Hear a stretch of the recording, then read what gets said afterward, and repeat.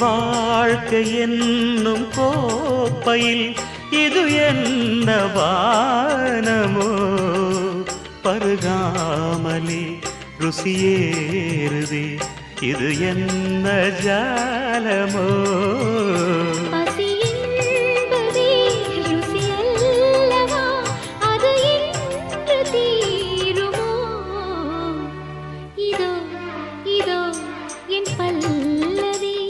எப்போது கீதமாகுமோ இவள் உந்தன் சரணமென்றால் அப்போது வேதமாகுமோ இதோ இதோ என் பல்லவி